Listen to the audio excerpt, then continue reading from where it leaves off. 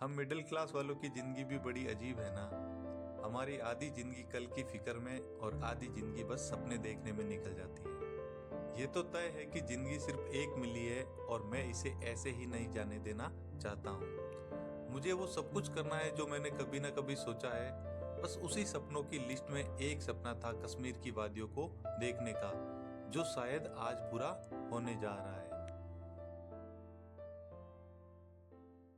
Hello मेरे प्यारे प्यारे दोस्तों, कैसे हैं आप सभी। और आज आप लोगों के मन में थोड़ा सा डाउट होगा कि आज ना तो मैं अपने ड्यूटी पर हूं और ना ही आज मेरे क्वार्टर पर हूं, क्योंकि हमारा जो बैकग्राउंड है वो थोड़ा सा अलग सा है, देख लीजिए। और मैं ज़्यादा आप लोगों का टाइम वेस्ट नहीं करूंगा और बता देता हूं कि मैं कहाँ आया हूं। वैसे ये जो प्लान है ये पूरा ही अनशेड्यूल प्लान था, क्योंकि सुबह तक मुझे ये भी नहीं, सुबह 10 बजे तक मुझे ये भी नहीं पता था कि हम कहाँ जाएंगे और कहाँ जाना है या फिर क्या करना है। मेरे घर कुछ मतलब मेरे क्वार्टर पर कुछ रिलेटिव आए हुए थे मेरे, और उन्होंने कहा कि चलो कहीं घूमने चलना है। तो काफ़ी चीज़ें देखने के बाद हमें समझ आया कि चलो कश्मीर चलते हैं। और सबसे बड़ी बात ये थी कि ना तो हमारे पास कंफर्म टिकट थे ट्रेन के।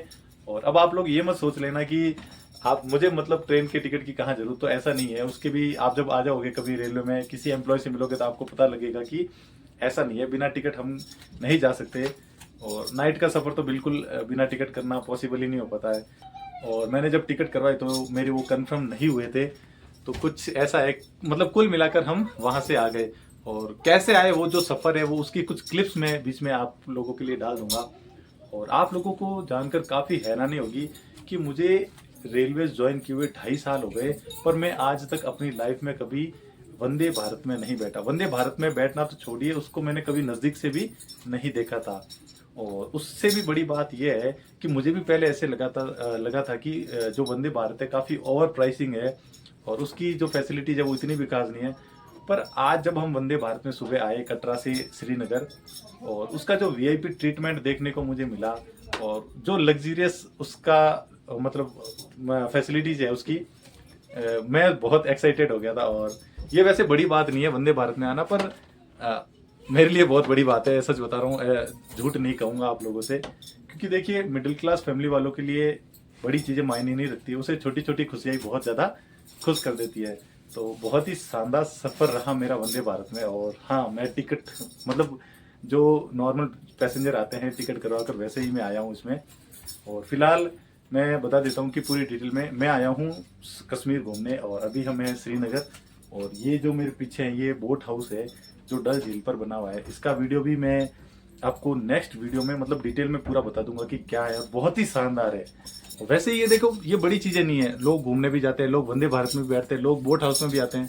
पर पर यह है कि मिडिल क्लास फैमिली के जो लड़के होते हैं ना, उनकी जो ड्रीम लिस्ट होती है ना, बड़ी नहीं होती, उसमें बहुत ही छोटी छोटी चीज़ें होती है। और जब वो उसे देखने को या करने को मिल जाती है ना, तो फिर वो अपनी एक्साइटमेंट नहीं रोक सकता। देखिए मैं सच बता रहा हूँ, मैं जब इस बोट के अंदर एंटर हुआ था, इस बोट हाउस के अंदर, मैं एकदम छोटा बच्चा कैसे करता है जितना खुश होके कूदने या फिर उछलने लग गया था। तो ऐसी मेरी लाइफ है, देख लीजिए। कभी कभी जो बचपना है वो आ जाता है मेरे। और बाकी कुछ जो हमारी सफ़र की क्लिप्स है वंदे भारत की, वो आप लोग देख लीजिए।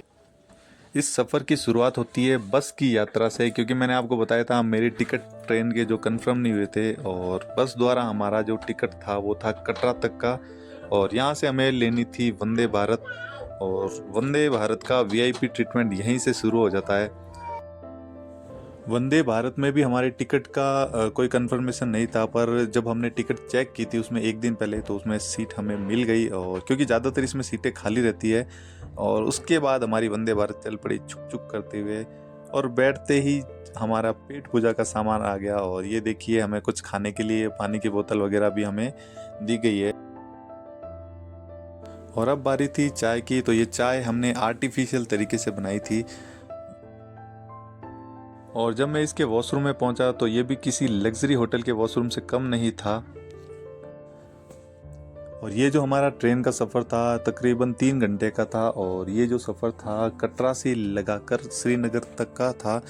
तो श्रीनगर वैसे अपने आप में बहुत ही अच्छी जगह है, तो इसके बीच में आने वाली घाटियाँ, सुंदर सुंदर पहाड़, और सबसे बड़ा जो आपको पता है हाईएस्ट ब्रिज जो अभी बना था, चिनाब ब्रिज, वो भी हमने बीच में देखा। और उसके अलावा काफ़ी सारी टनल आई, काफ़ी सारे बहुत ही हरे भरे पहाड़ भी हमने रास्ते में देखे।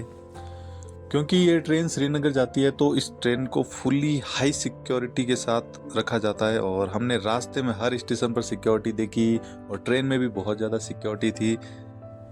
अगर आप लोग भी कभी वंदे भारत में बैठे हैं और उसमें आपका एक्सपीरियंस कैसा रहा, कमेंट सेक्शन में ज़रूर बताइएगा मुझे। मैं इतना एक्साइटेड था कि कब 3 घंटे का सफ़र पूरा हो गया और कब हम श्रीनगर पहुंच गए मुझे बिल्कुल पता ही नहीं लगा। यहाँ से हमने कैब बुक की और पहुंच गए अपने होटल पर। और हमारी जो आज की स्टे रहने वाली थी वो डल झील में बोट हाउस पर रहने वाली थी।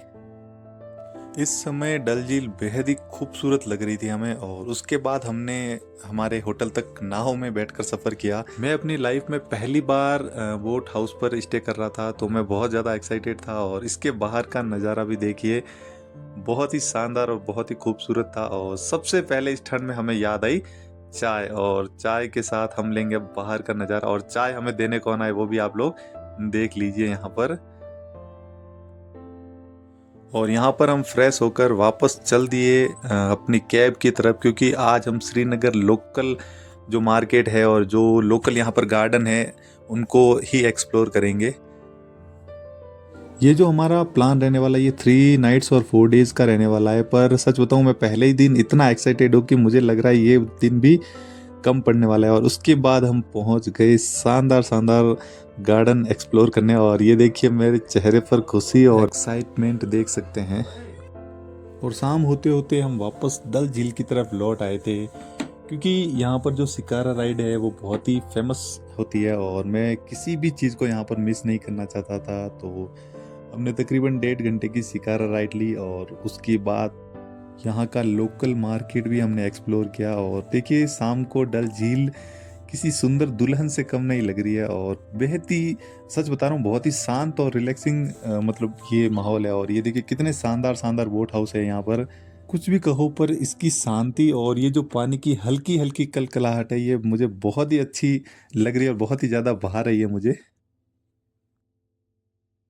तो कुछ इस प्रकार की हमारी छोटी सी और प्यारी सी यात्रा रही। वैसे नॉर्मली मैं एक्साइटेड होता नहीं हूँ, पर कुछ चीजें जब आपकी लाइफ में पहली बार होती ना, चाहे वंदे भारत एक ट्रेन है, मैं उसको ज्यादा बड़ा चढ़ा नहीं रहा हूँ, पर जब मैं वहां बैठा तो उसकी जो फीलिंग्स थी वो बिल्कुल अलग थी। और उसके अलावा मैं मतलब जम्मू कश्मीर आना कभी ना कभी मन में था मेरे कि यार आना है आना है। और कई चीजों ने रोक रखा था मुझे, टाइम, जिम्मेदारियां और सबसे बड़ा पैसा। और आज जब आया हूँ तो बहुत अच्छा लग रहा है मुझे। और ये 3-4 दिन का प्लान रहने वाला है और जिसमें कुछ भी शेड्यूल्ड नहीं है, सारा अनशेड्यूल्ड है। और हम बस वैसे ही अपना बैग उठाए और चल दिए। और बहुत ही शानदार और मजेदार सफर रहने वाला है, मुझे पूरी उम्मीद है। कुल मिलाकर ऐसा है कि मुझे नहीं पता आप लोग क्या सोच रहे होंगे कि एक लड़का है जो सिर्फ और सिर्फ वंदे भारत में बैठकर या फिर सिर्फ और सिर्फ कश्मीर पहुंचकर इतना एक्साइटेड हो रहा है। बाकी कुछ भी कहो, ये चीजें कहीं ना कहीं मेरी ड्रीम लिस्ट में हुआ करती थी। और वो छोटे छोटे ड्रीम होते हैं। देखो मिडिल क्लास फैमिली वाले लड़कों के लिए बड़ी चीजें मायने नहीं रखती। उसको ना BMW में बैठना, ना रोल्स रॉयस में बैठना, उसे बहुत छोटी छोटी चीजें अच्छी लगती है। तो उसे बस वही चीजें खुश कर देती है जो काफी लोगों के लिए आम चीजें हैं पर उसके लिए बहुत ही ज्यादा इंपॉर्टेंट हो जाती है। तो बहुत ही छोटी चीजें हैं लोगों के लिए, पर मेरे लिए बहुत ही ज्यादा यूनिक, बहुत ही खास है। तो मैं इसको जमकर एंजॉय करने वाला हूँ। और तब तक अगर आपको वीडियो अच्छा लगा तो वीडियो को ज़्यादा से ज़्यादा शेयर कीजिएगा, वीडियो को लाइक करना ना भूले और हाँ, चैनल को सब्सक्राइब करना बिल्कुल ना भूले। मिलते हैं फिर से नए ब्लॉग, नेक्स्ट ब्लॉग में। आज के लिए इतना ही, थैंक यू।